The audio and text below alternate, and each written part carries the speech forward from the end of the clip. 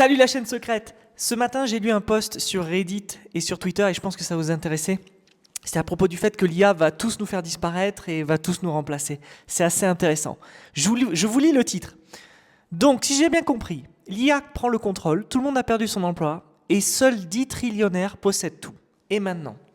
Bon les amis, on va parler de ça dans ce daily, c'est assez intéressant. Est-ce que l'IA va tous nous faire disparaître ou nous remplacer? Spoiler alerte, pas du tout, et même ça ira plus loin pour ceux qui pensent que l'IA va détruire leur job. On va en discuter, je pense que vous n'avez rien compris, sans aucune arrogance aucune. Mais les amis, je suis ravi de vous retrouver, vous êtes sur ma chaîne secondaire, la chaîne secrète. Je m'appelle Guillaume, ça fait 15 ans que je suis dans la tech. Je publie des vlogs comme ça, c'est ma nouvelle passion. Abonnez-vous parce qu'on va traiter de pas mal de sujets assez intéressants. Alors, je vous lis le post entier, c'est pas très long, vous allez voir, après on va en discuter.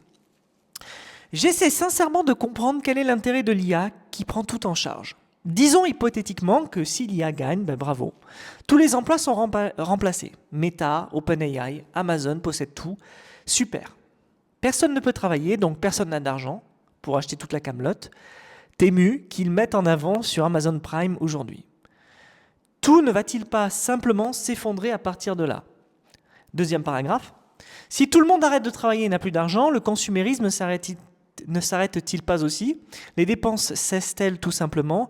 Plus personne ne peut payer sa mensualité de voiture à 1000 $, ni son crédit immobilier, ni sa maison, blablabla. Qu'est-ce que je rate? Quelle est la grande idée derrière le fait que l'IA prenne le contrôle pendant que tout le monde est fauché? Voilà, les amis, je vous ai lu ce post parce que je l'ai adoré. Je l'ai adoré parce que il est symbolique de tout ce qui se passe en ce moment. Alors, je vous avoue un truc, c'est que moi, je suis développeur et donc j'écris du code tout le temps, j'ai appris à coder, ça fait une quinzaine d'années que je code et moi j'ai connu l'époque où on codait sans IA. Aujourd'hui, on utilise l'IA pour coder. Mais il n'y a pas que l'IA qui est concernée. Il n'y a pas que le coding qui est concerné par l'IA. Il y a aussi la photo, il y a aussi tout ce qui est métier de service où on utilise un ordinateur, l'IA est censée nous remplacer. Bon, moi, vous savez, je ne crois pas du tout à ça. Pour une simple et bonne raison, c'est que par le passé, il y a déjà eu des périodes comme ça. Alors les gens vont dire, mais non, ça n'a jamais été aussi incroyable que l'IA. Oui, effectivement, l'IA, c'est génial. Mais si, l'histoire se répète malheureusement et dans tout. Dans la politique, dans l'histoire sociale, dans l'histoire économique, dans tout. Ça se répète toujours, c'est un cycle l'histoire.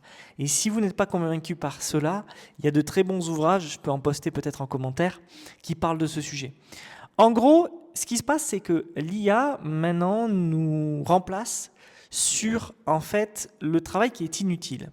Mais ça ne veut pas dire qu'il n'y a plus de travail pour nous et ça ne veut pas dire qu'il n'y a pas de travail de nous envers l'IA. L'IA d'elle-même ne va pas passer son temps à faire le travail par elle-même. Je vous donne un exemple. Ce matin, je me suis levé, j'avais faim, comme tout le monde. Il fallait bien que je fasse mon petit-déj. Mais l'IA, elle n'était pas là pour faire mon petit-déj. Alors, dès qu'il y a un robot qui sort pour faire mon petit-déj le matin, je l'achète, je le ferai. On est d'accord? Vous aussi. Bon. Là, je vais devoir prendre la voiture, partir. Malheureusement, la voiture n'est pas équipée d'IA, elle ne m'amène pas d'un point A à un point B. Vous allez me dire, mais c'est parce que tu n'as pas la Tesla autonome. Je suis d'accord. Une fois qu'elle est disponible en Europe et que je peux l'utiliser, je l'utiliserai.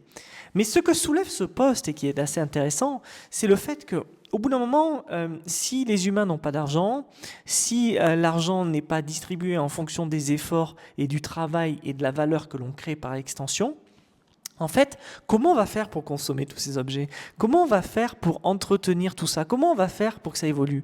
Alors, je vous passe sur le long débat qu'on pourrait avoir là-dessus, mais on va de suite sauter sur le sujet principal qui est en fait le revenu.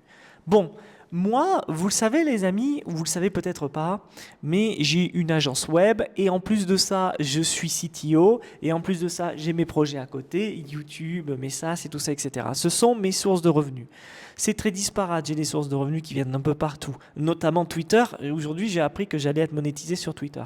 Bon, la vérité c'est que je travaille en fait pour avoir cet argent. Vous voyez cet écran derrière moi, vous voyez ce bureau, vous voyez ce vêtement, vous voyez ce revêtement sur le mur, vous voyez tout ce qu'il y a autour de moi. Ben, j'ai travaillé pour acheter tout ça. Sans ça, j'aurais jamais pu acheter tout ça. Et par extension, j'ai travaillé pour des gens qui, eux, ont fait de l'argent avec la valeur que je leur ai donnée à travers mes sites web, mes designs, mes vidéos, mes conférences, peu importe. Grâce à ça, ils gagnent de l'argent grâce à cette valeur que je distribue. Au bout d'un moment, s'il n'y a plus de façon de se rémunérer, ben en fait, le système va s'effondrer. Et c'est exactement ce dont parle ce post à la fin. Si tout le monde arrête de travailler et n'a plus d'argent, le consumérisme ne s'arrête-t-il pas aussi? Pour moi, ma réponse, je ne sais pas ce que vous en pensez, mais moi, ma réponse, c'est oui. Si on s'arrête tous de travailler et qu'on n'a plus d'argent, ben déjà, moi, je vais mourir. Et ensuite, les gens qui fabriquent cet écran, ce bureau, ces matériaux, tout ça, etc., tout ce qui est autour de moi, mais eux aussi, ils vont mourir. Donc on va tous mourir, à part si on se remet tous à devenir des paysans et qu'on a de la terre et qu'on cultive cette terre, je suis d'accord avec vous, et qu'on mange à travers ça. Mais du coup, on n'aura plus d'électricité, on n'aura plus tout le reste. Alors évidemment, c'est un scénario, et on est à 5 minutes de vidéo, et c'est pour ça que je switch maintenant. C'est un scénario qui n'arrivera jamais. Vous avez très bien compris qu'en fait, l'IA est un outil, et que derrière l'outil, il faudra toujours un être humain. C'est comme un marteau. Il faudra toujours un être humain pour utiliser cet outil. Donc nous allons potentiellement tous devenir en fait des interlocuteurs de la machine. C'est-à-dire que nous allons passer notre temps à discuter avec la machine pour lui dire quoi faire. Et pour lui dire quoi faire, il va falloir qu'on connaisse le métier. Et très certainement, j'imagine à l'avenir, qu'on devra être formé d'abord au métier, puis après on sera capable d'utiliser l'IA. C'est assez intéressant. Mais c'est vrai que si on pousse un peu plus loin, lorsque l'IA sera véritablement capable de faire le boulot par elle-même, les humains n'auront plus d'efforts à faire. Alors est-ce qu'on va tous se transformer dans l'humanité qu'il y a décrite dans le film Wall-E?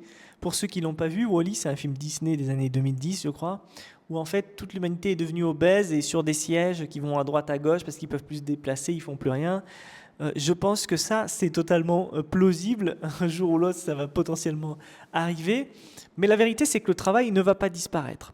Et malheureusement, je vais vous dire une chose, et c'est là-dessus que je veux terminer. Je vais vous dire une chose, je ne pense pas que les élites soient prêtes à nous amener ce niveau de confort. Je pense qu'au contraire, nous sommes d'excellents esclaves, et qu'en tant qu'excellents esclaves, je pense qu'à la fin de la journée, l'État, les gouvernements, nous garderont tous captifs dans cette position d'esclave, et qu'en fait, on vivra plus ou moins avec de l'argent, avec plutôt moins d'argent qu'aujourd'hui. Je pense qu'on va tous gagner de moins en moins d'argent. Et que, en fait, si l'IA prend le pas sur nous, ce sera simplement pour être un compétiteur de plus dans la course à la compétition. Parce que la vérité, c'est que la compétition, c'est quelque chose de sain. Il faut se le dire ensemble. La compétition, c'est nécessaire. Si je m'étais arrêté à la compétition, j'aurais jamais fait développeur, j'aurais jamais monté d'entreprise, je serais jamais arrivé au niveau de carrière où je suis aujourd'hui. Et peut-être que c'est petit pour vous, mais pour moi, c'est génial. Pour moi, c'est déjà dingue. Et je pense qu'à la fin de la journée, les êtres humains auront encore plus de travail qu'ils n'en ont aujourd'hui. Oui, je sais, c'est contre-intuitif, mais nous allons avoir encore plus de travail que nous en avons aujourd'hui, parce qu'il faudra toujours expliquer à la machine qu'est-ce qu'il va falloir faire, et il faudra toujours assister la machine dans ce qu'elle devra faire.